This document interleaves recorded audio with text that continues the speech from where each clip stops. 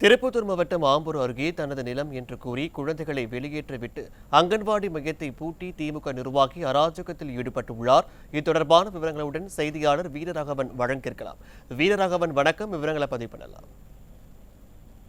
நிச்சயமாக பாலாஜி, ஆம்பூர் அருகே 30 ஆண்டுகளுக்கு பிறகு அரசுக்கு சொந்தமான அங்கன்வாடி பள்ளி கட்டிடம் தனக்கு சொந்தமானது என கூறி திமுக கிளை செயலாளர் அங்கன்வாடி பள்ளி குழந்தைகளை வெளியேற்றிவிட்டு பூட்டை பூட்டிய சம்பவம் அப்பகுதியில் பெரும் பரபரப்பான சூழல் நிலவியது.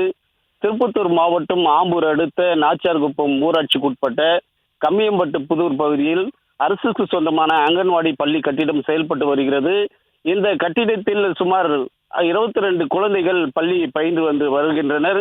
மேலும் இந்த பள்ளியானது கடந்த 2012-13ஆம் ஆண்டு அதிமுக ஆட்சியின் போது புதிய கட்டிடம் கட்டித்தரப்பட்டு தொடர்ந்து செயல்பட்டு வந்த நிலையில் தற்போது படிக்கட்டு உள்ளிட்ட பல்வேறு பராமரிப்பு பணிகள் ஊராட்சி சார்பாக நடைபெற இருந்ததாக கூறப்படும் நிலையில் திடீரென அங்கு வந்த திமுக கிளை செயலாளர் பூபதி என்பவர் இந்த கட்டிடம் தங்களது அத்தைக்கு சொந்தமான இடம் என கூறியும் இந்த கட்டிடம் தனது பெயரில் உள்ளதாக கூறி பள்ளி குழந்தைகளை வெளியேற்றிவிட்டு பள்ளிக்கு பூட்டு போட்டதால் அங்கு பெரும் பரபரப்பான சூழல் நிலவியது.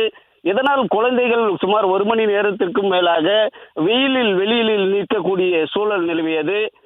இது குறித்து தகவல் அறிந்து வந்த ஊராட்சி நிர்வாகம் மற்றும் ஆம்பூர் கிராமிய போலீசார் மற்றும் பெற்றோர்கள், தகவல் அறிந்து வந்த பெற்றோர்கள் அவரிடம் வாக்குவாதத்தில் ஈடுபட்டு 30 ஆண்டுகளுக்கு பிறகு இந்த சம்பவம் நிகழ்ந்ததை தொடர்ந்து விசாரணை மேற்கொண்டு வரும் நிலையில் தொடர்ந்து தமிழகத்தில் திமுகவினரால் அரசுக்கு சொந்தமான நிலங்கள் ஆக்கிரமிப்பு செய்யப்பட்டு வரும் நிலையில் இதே போன்று அடாவடித்தனத்தில் ஈடுபடும் திமுக கிளை செயலாளர் மீது பள்ளி குழந்தைகளை வெளியேற்றியதால் அவர் மீது கடும் நடவடிக்கை எடுக்க வேண்டும் என பெற்றோர்கள், சமூக ஆர்வலர்கள் கோரிக்கை வைத்து வருகின்றனர். பாலாஜி, விவரங்களுக்கு நன்றி வீரராகவன்.